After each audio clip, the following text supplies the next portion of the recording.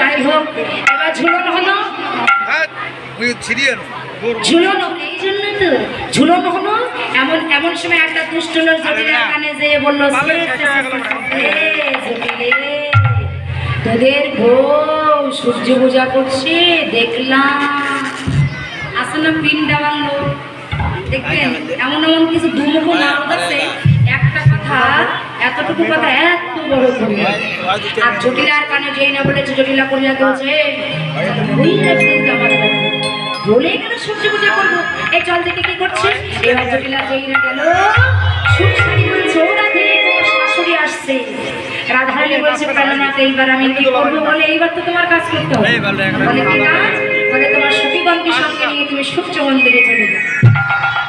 রাধারানী সূর্য মন্দিরে চলে গেল। জটিলা এসে দেখছো আমার বৌমা কত সুন্দর করে বসে আছে পূজা দেওয়ার জন্য। আর যে পরের কথা শুনে আমি আমার বৌমাকে সন্দেহ মনে করলাম, আমার বৌমা যদি জানে তাহলে তো আমার পাপ থাকে। পূজায় কি করে বসবো, ব্রাহ্মণ হলে পূজায় আসা যায়। তাই এবার বৃন্দা দুটি বৃন্দা দেবী বটুকে নিমন্ত্রণ দিলেন, বটুকে নিমন্ত্রণ বিলম্ব করে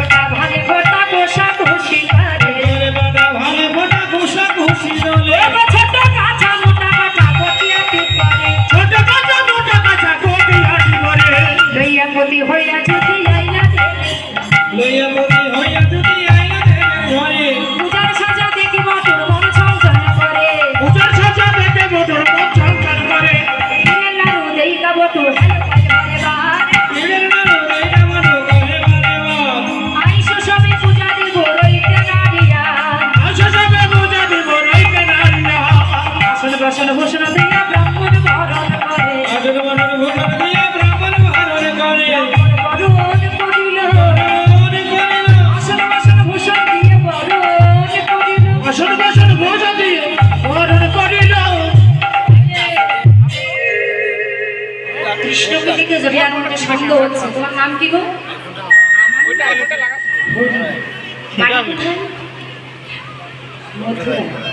গুরুদেবের নাম কি?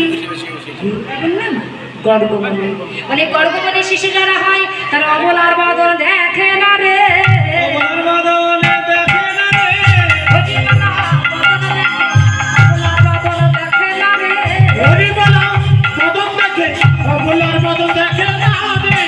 এবার কৃষ্ণকে ব্রাহ্মণকে বরণ করে নিয়ে রাধারানী কৃষ্ণের কানে যেয়ে বলছে প্রাণনাথ আমি তো তোমার পূজা করতে এসেছি, তুমি যদি ব্রাহ্মণ বেশি পূজা করো তাহলে তোমার পূজা আমার কেমন করে হবে। বলে উপায় আছে, তোমাদের কাছে ফুল আছে না, ফুল দিয়ে তোমরা আমায় ডেকে দিলে। হ্যাঁ কানু তখন ভালো হইয়া ফুলের ভিতরে যায়, যখন যেমন তখন তেমন বুঝে কথা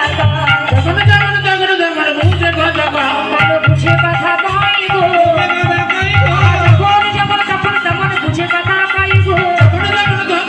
বুঝে কথা পাইব। কানু বুঝে বুঝে কথা বলছে, আমরা দেরি করবো না, আমরা পূজায় বসবো। পূজা করতে গেলে পূজা দক্ষিণা দান করতে হয়। যদি আপনারা কি পূজার দক্ষিণা দান করতে চান, আমার এখান থেকে লোক যাবে, আপনারা দক্ষিণাটা দান করবেন।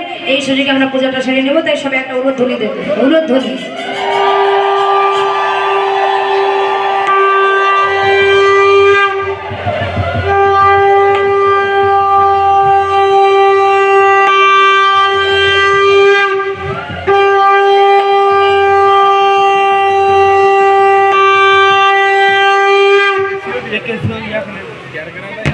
ভিডিও না করে নাচানাচির ভিডিও করবে তো চা।